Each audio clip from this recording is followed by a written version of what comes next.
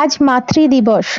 আজ তাই মায়েদের হৃদয়ের সুস্থতা কামনা করে শুধু হার্ট সুস্থ রাখার কথাই বলি।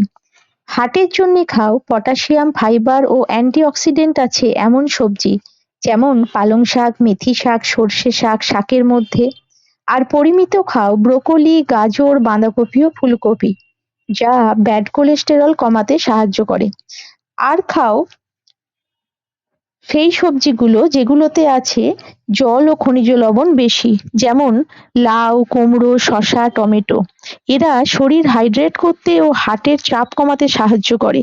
খাও নাইট্রোজেন যুক্ত কিছু সবজি, যেমন বিট, যা রক্তনালী শিথিল করে রক্তচাপ কমায়। তাই চটপট জেনে নাও মাতৃদিবসে হার্ট ভালো রাখার কিছু রান্নার নিয়ম। দিনে নুন খাও 1 চামচেরও কম। কম তেলে রান্না করো, সেদ্ধ বা হালকা ভাজা খাও। প্রতিদিন 4-5 রকম সবজি খাওয়ার চেষ্টা করো।